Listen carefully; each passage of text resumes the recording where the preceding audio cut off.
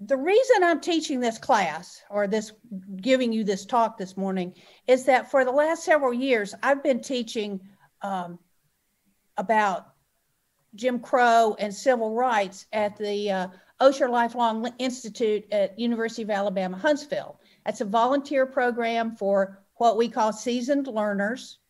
We have adults generally aged 50 and older. We have had students as young as 7, and certainly in their 30s. But I became interested in this topic because I grew up in the South in a volatile time in our history. I was very young when the Brown versus Topeka Supreme Court case was adjudicated, which, by the way, was done with a 9-0 vote. The court has during certain times in its history wanted to be certain that people had confirmation that the entire court thought this was the right thing to do.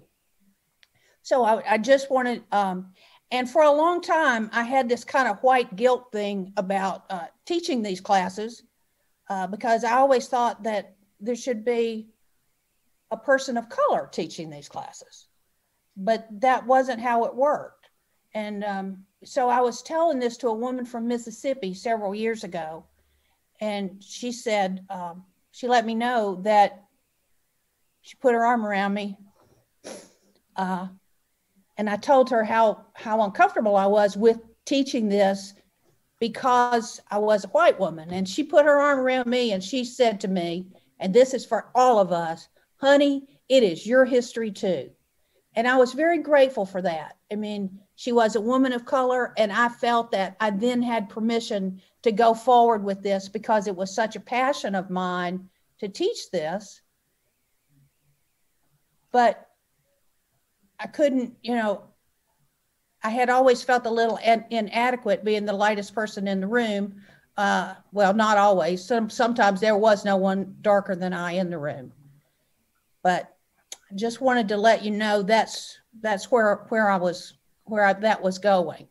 I think I'm ready to share my screen now, but I apologize if this doesn't work. Every time I do, I've taught classes on Zoom for the last 6 or 7 months, and everybody's system works just a little bit differently. So I just wanted to make sure that you could see what I'm trying to share. Let me get the slideshow going right. Can you see that okay? We're all muted. All right. Can you see that? We can. Okay. So this is Jim Crow then and now. And I think it's really important. Bear in mind, I cannot see you. I'm using 2 screens and they both have my slideshow on it. So I apologize. So if you have a question, someone let me know. Slavery was not unique to the early colonies of what became the United States. And the Caribbean islands, Brazil, also were developed using slave labor. Slavery had been a fixture in the world since time immemorial. There is still slavery in the world. But the type of slavery we had in the New World, and especially in the early Americas, in the United States, what was to become the United States, was different. And the way it was different was that when we brought Africans to the New World as slaves, there was no way out for them. They were slaves and their progeny were slaves. They were slaves until slavery would be outlawed. So that was different from any slavery in the past that was very widespread. And the first country in the New World to have slaves was Brazil. That was the first one to import slaves. Early on, slavery was not financially feasible in a lot of countries. English settlers used other labor families, and of course indentured servants. But it wasn't economically viable because the work exceeded the amount of labor that they could generate that way.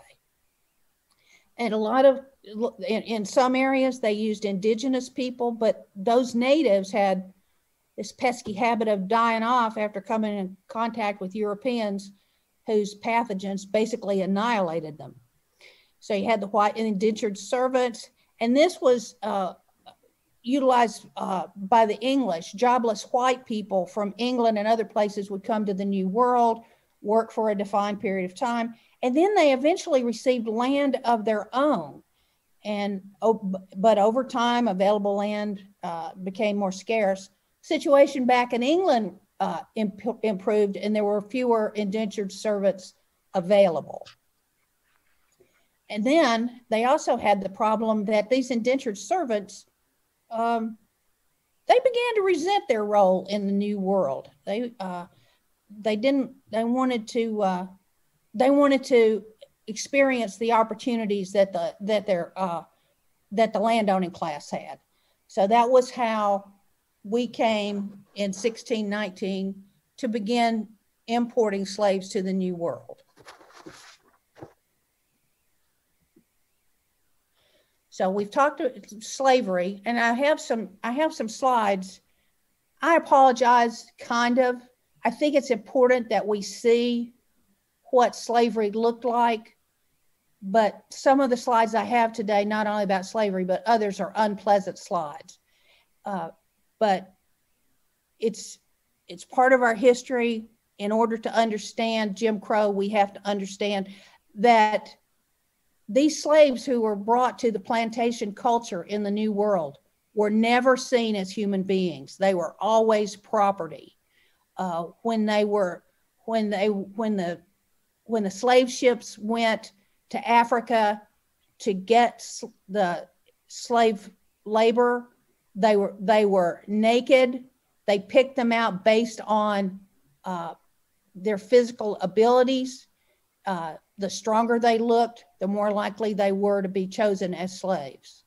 But in that slavery, in that period, they also had women and children who were brought over on the slave ships. And the way they were arranged on the slave ships were the men were kept below deck, and they slept. You see how they were laid out on the ship. On the decks above were children and women, because they were more accessible to the crew if they had any physical use for them. And that was a perk, so to speak, of working on a slave ship. The men were laid on their backs, and that's how they were transported. I have found nothing that tells me how these people were fed on the voyage across the ocean. I'm going to go back to the Atlantic slave trade. This is called the Middle Passage. Can you see my cursor on the screen? Yes. Okay. So the slave trade, the ships would go to this area of Western Africa. That was the central point. People who were, they were the slaves who had been kidnapped and brought to this area. The cargo ships would pick them up. They would take them to the West Indies and the United States, as well as Brazil, where they were offloaded and sold either by being auctioned off, or they might have been pre-ordered and they were picked up. And then from the Western Hemisphere, raw materials were sent back to Europe. Those included rum, cotton, tobacco, and sugar. They would take the raw materials back to Europe, where they would be converted into manufactured goods such as iron bars, glass and glass beads, guns, cotton cloth, lots of other things. One of the big things that came out of the United States Northeast, what was then the colonies, were lumber, long poles, often used for masts in shipbuilding. So this was the Atlantic slave trade, and this went on for almost 200 years, involving what is now the United States. So this is, this is Jamestown in 1619, and that's where the first slaves came. And these are depictions, and you'll notice that even though these slaves were naked when they came off the ship, the renderings show them somewhat clothed for our sensibilities. We don't want them to be naked, but we don't care for seeing them as slaves. That was the image at the time.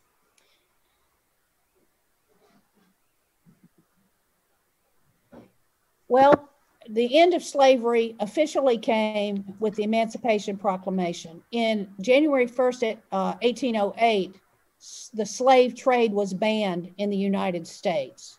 It meant no Africans could be brought to the United States for slavery. You all know there was a war fought to defend slavery, although there's a lot of controversy over the causes and the reasons for the American Civil War. If you look over the secession papers for every state that seceded from the United States, slavery is mentioned as one of the reasons they did so. So in 1860, this is a map of the United States. The lighter color states were free states. The darker colors were slave states. This is at the beginning of the war. And in Southern society, 8% of the people owned slaves, 5 or more slaves. 8% owned 1 to 4 slaves. 50% of whites owned no slaves. 2% were free African Americans, and 32% were enslaved African Americans. So you see, the majority did not own slaves. In fact, an awful lot of that 50% were in labor competition with the enslaved Americans, because as long as there was slave labor, whites often didn't get jobs. And I know that a lot of you have very small screens, but the yellow shows the total free colored persons, is according to this chart. And the dark, and these are southern states, Virginia, Georgia, those states. This is Delaware over here, which doesn't show any slaves. Maryland, that was about 50-50 with people of color. Florida had no free people of color, as did several other states. After the war, became Reconstruction.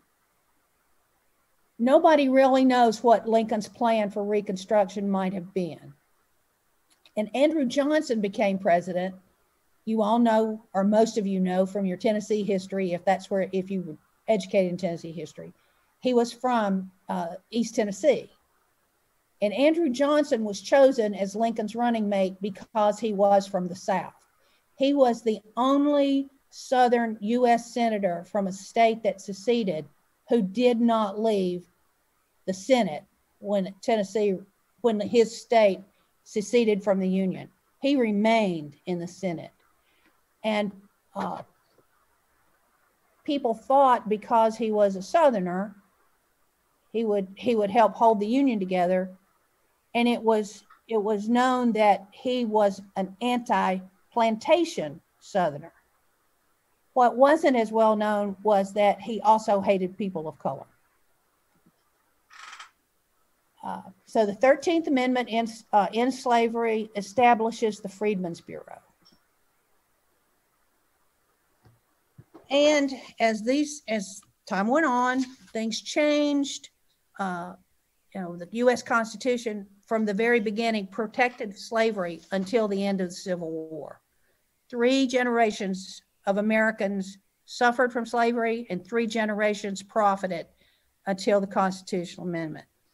After the war, there was a lot of, let me just say, I don't know how many of you grew up in the American South, but I did.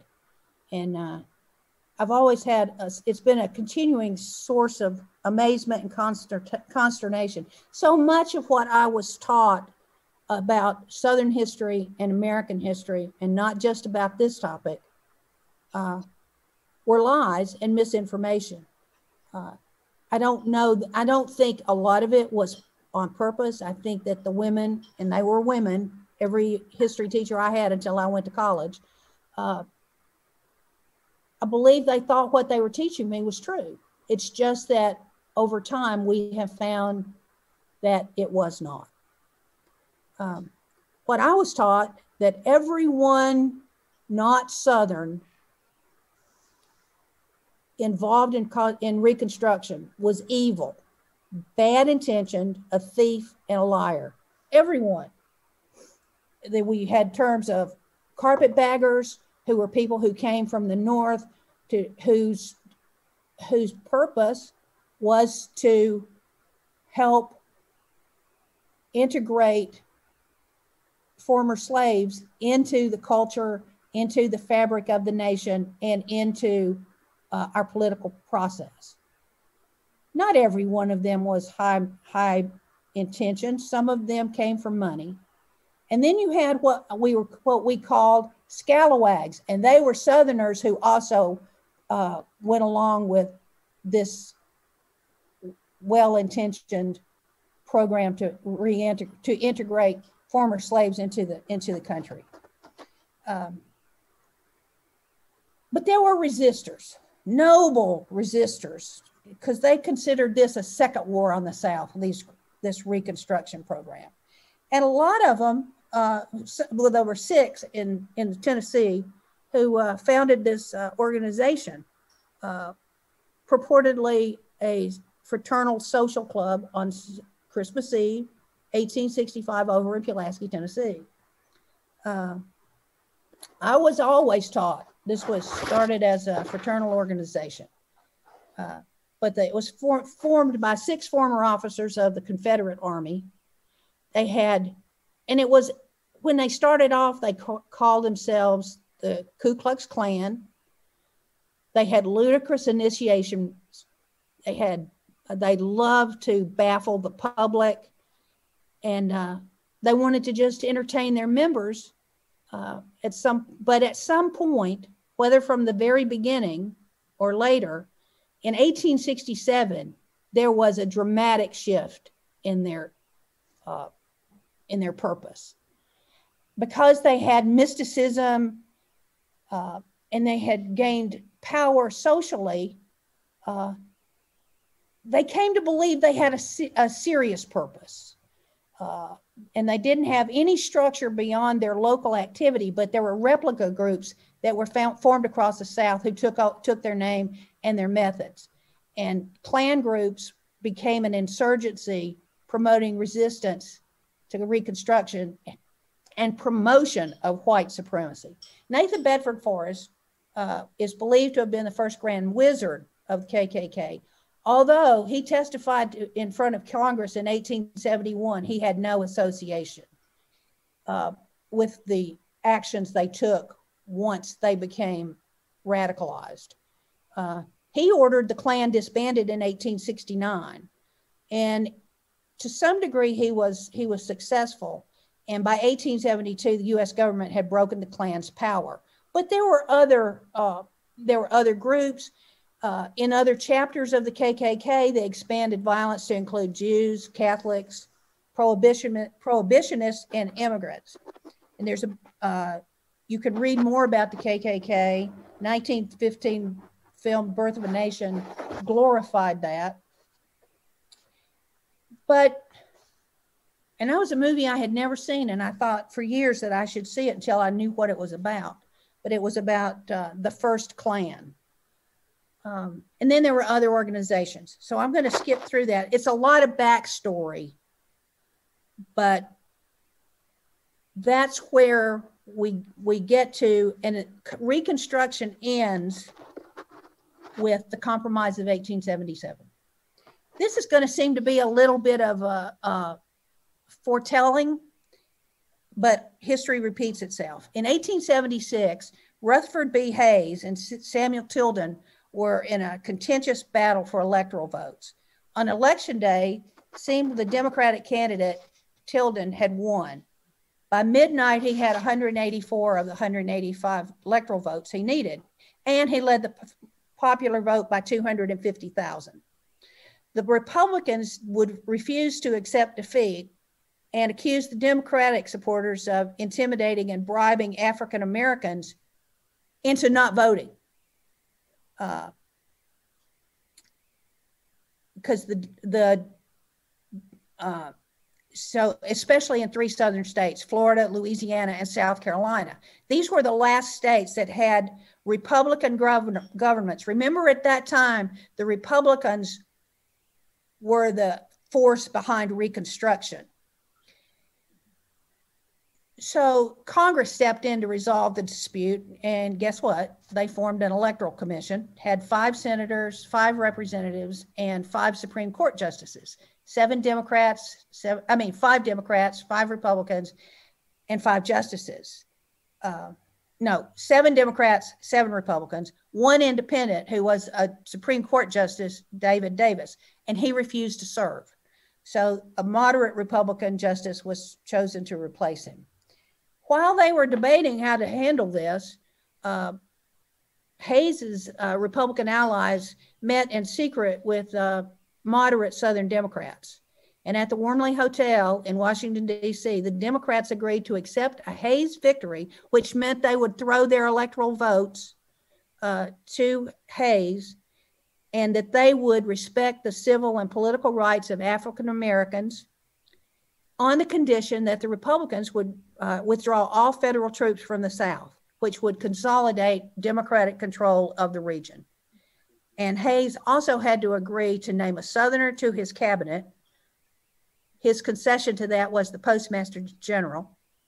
And he also said he would support federal aid for the Texas and Pacific Railroad, which was going to be a Southern transcontinental railroad that was already proposed, but he promised to support that. So 8-7 party lines, the disputed votes went to Hayes, giving him 185 votes to Tilden's 184. This was the date that the South won Civil War. A Tennessean, David Key, was appointed Postmaster General. They never followed through on the railway promise. Within 2 months, all the Southern troops were gone from Louisiana and South Carolina, which allowed the Democrats to seize control there. And then Florida Supreme Court had already given a Democratic victory to the gubernatorial election.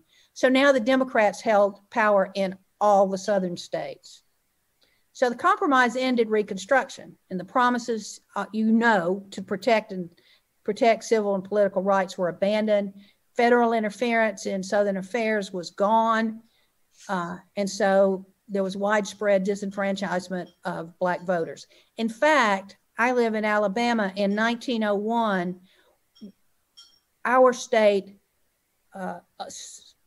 adopted a new constitution. I think it's the 4th constitution, now the longest constitution in the United States. It has so many amendments, which are often conflicting. But with that adoption of that constitution, which was voted on by the electorate, poor whites and Black people disenfranchised themselves. They no longer had a vote. So Jim Crow was born. And I've just gone through without showing you the slides. I'm so sorry. So the Reconstruction Act, you had the 14th Amendment to safeguard citizenships for African Americans, didn't really help a lot. Grant was elected president in 1868. 1870, the 15th Amendment guarantees suffrage to African Americans. Grant's reelected 1872. It's an economic depression in 1873, and then Hayes is elected in 1877.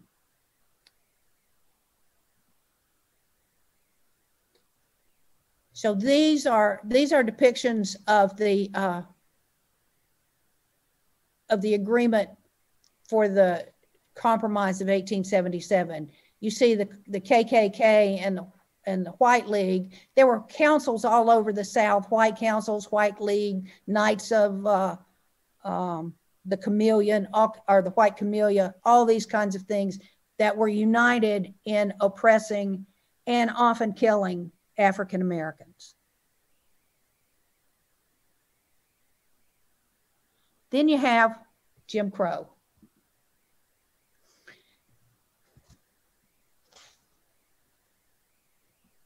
So these are some visual depictions of Jim Crow law in the United States. Some of the most disturbing reminders of the Jim Crow era. And I'm just going to go through some of these. I mean, these are signs that are in public. And then these are some, I've cut this up into different things. There were no riots in Alabama, but in the Jim Crow era, Black and white children couldn't attend the same schools. There were 299 Black people lynched, 48 white people. Trains had to have at least 2 passenger cars for each race or have partitions. And there had to be separate stations with regard to sex and race. In Texas, no riots. 352 Black people were lynched, 141 white, separate schools for races. Railroads provide equal but separate cars for Black and white passengers. Bedding couldn't be interchanged between races in sleeping cars. And then in North Carolina, there was 1 riot, 86 Black lynchings, 15 white. Free public education schools would be provided for children 6 to 21, paid for by taxes. Black and white children attend different schools, no prejudice for either race. Whichever race a school book is given to, it must be only used by that race. So schools couldn't exchange books. One of the exceptions to that over time was very often school books that had been used by white children were passed on to the Black schools as new books were adopted. And the trains and train stations had to be separate but equal. And this is the original Jim Crow. There was a song, and this was the depiction. It was a performance, and Jim Crow was adopted as the name for that. There was segregation in business. Retail or hospitality service was limited, and no part of a community was immune from this. I grew up in Fayetteville. We had a white pool. We had a Black pool. We had separate schools until I was in high school. I think we integrated in about 1965, 1966. And the way I grew up in kind of it's maybe some of you did too, a real dictatorial, authoritarian public school system. You know, our principal would just say, okay, things are going to change, behave yourselves, don't give those kids any trouble. And that was pretty much the way I did it. I'm sure that there was some racism demonstrated to Black students who were suddenly relegated to white schools. When they integrated the schools in Lincoln County in the high school, all but 2 high school teachers lost their jobs. But there were signs like this everywhere. We serve colored only, carry out only, public pool, white only. This is in Lancaster, Ohio. So it was not limited to the South. And I've highlighted in a little red marker, those were white only cabs. Colored admission to the movie theater. I imagine the Oldham in Winchester had an upstairs for Black people, a balcony, and downstairs was for white people. Fayetteville had the same thing. And I remember going to a class reunion and having someone, I was talking to one of my classmates who was a Black woman, and she said, you know, when we went to the movies, we used to throw things over the balcony at y'all. And I said, I don't blame you, but what you should know is we wanted to be in the balcony. Unless there was a big time movie, like some big Elvis movie or The Sound of Music, white people didn't sit in the balcony. Laundries, wash for white people only. Maids in uniforms accepted at self-service laundries. They had to be identified as servants to be able to go in and wash clothes. Telephone booths, that just blows my mind. Local hotels, cafes, restaurants in many states had to have a solid wall between or a completely separate unit to serve people of color separate from white people. Colored entrances.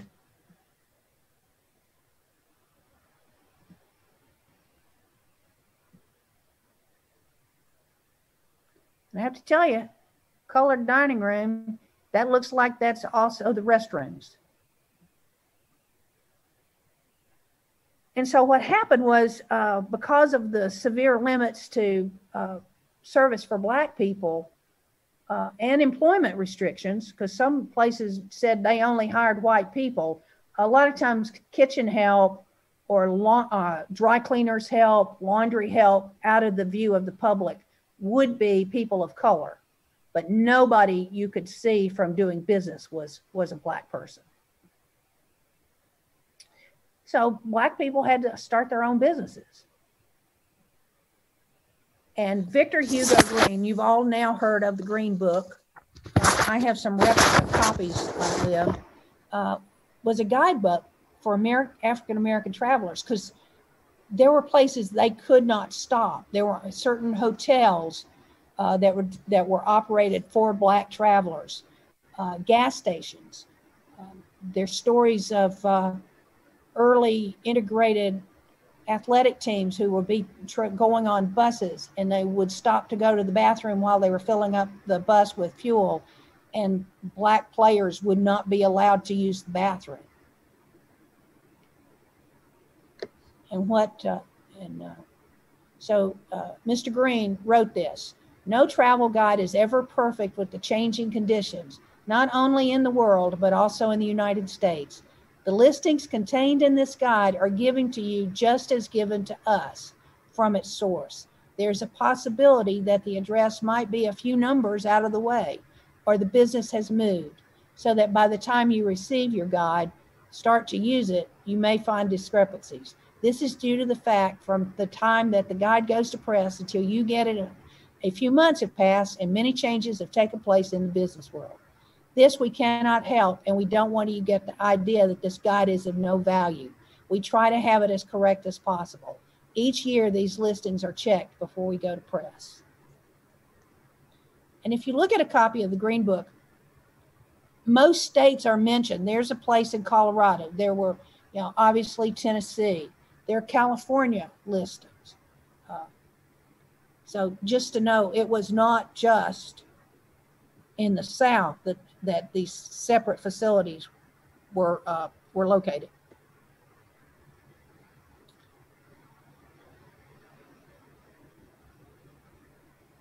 There in Memphis, you even have beauty schools, beauty parlors, drugstores.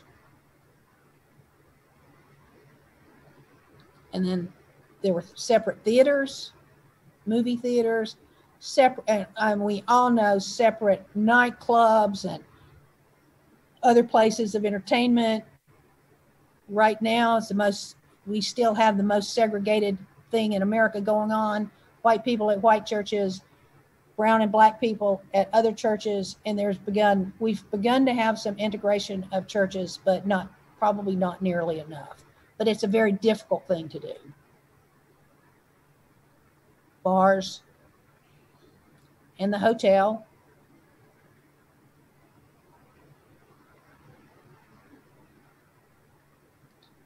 And these are cabins for colored. These are the early motor motor inns that were operated in the 50s for automobile travel. They became, I think they were called motor courts. And you had gas stations and garages, of course. And this celebrates the first Black family that owned a mobile gas station, and I believe this was in California. And also water fountains, restrooms, schools, waiting rooms, beaches. I have a photograph John Lynch took years ago of the colored restroom at a bus station or train station in Memphis.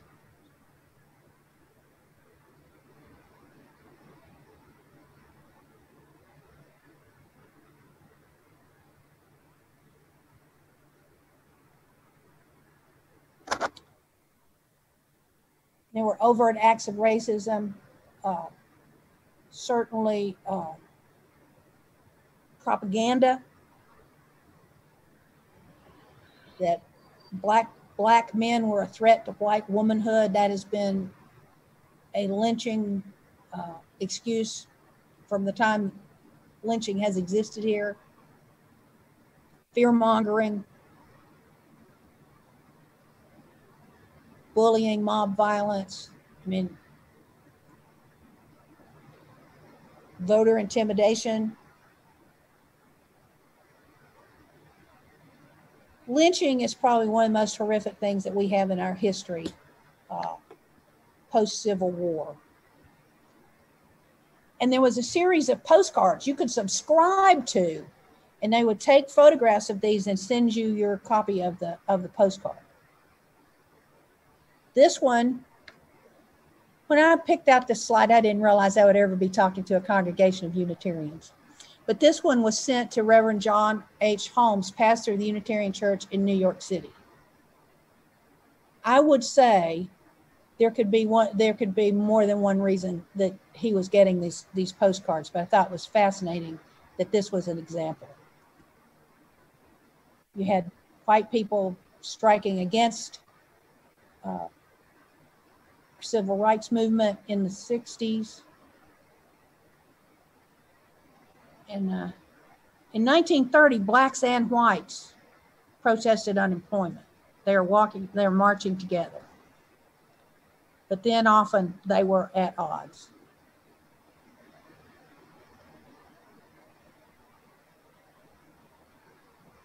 But you can only try to imagine what it must have been like, knowing you were supposed to be recognized as equal citizens and always being victimized by the color of your skin.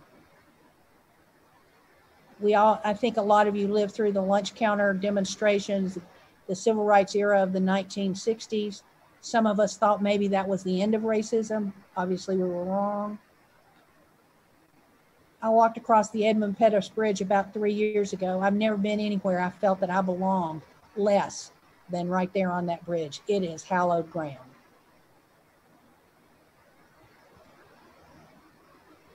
Then we get to white privilege, and I'm almost out of time, I know. Over the years, we've had lots of things that point out to us the inequities in our lives, but we've come up with it. We have been exposed to a term over the last few years of white privilege, and I have my own story of white privilege. I lived in Kansas for a few years, and when I came back to Alabama, I lived with my parents here in Huntsville, and there was a little convenience store around the corner from where they lived, and I stopped to get gasoline one day, and I probably bought a Coke or something. Anyway, there was this black kid in front of me who bought, I don't know, a pack of gum, a candy bar. And when he paid for it, he asked for a paper bag, which I thought was ridiculous. Sorry. But I found out years later, he had been taught to always get a bag and a receipt, because if he walked out of that store and he didn't have either or both, somebody might accuse him of having stolen it. Well, I never even thought about getting a receipt or a bag because I didn't need it. You know, it never crossed my mind somebody would question that I had paid for what I bought. And it's really important to remember that white privilege is not something that guarantees that light-skinned, white-skinned individuals have a glide path to success. White privilege does exclude those individuals from further obstacles that are created to slow and inhibit opportunity for people of color. And there's simple things that are done that you might not even notice. HR departments and other people exclude candidates for jobs whose names sound Black. They might ask recent graduates. I have a sister-in-law had this happen. She graduated from Alabama A&M here in Huntsville, which is a land grant normal college, which is is a historically Black university. And when she went to work for the federal government, they used to send her the list of people recommended by the university for co-op and job positions because they had a quota system. And they would ask her if she knew the students, because if they just took somebody off the list without interviewing, they'd have to interview everybody. And they would want her to identify anyone on the list who might be white. But you also have things like people following people of color through stores, traffic stops for driving while Black,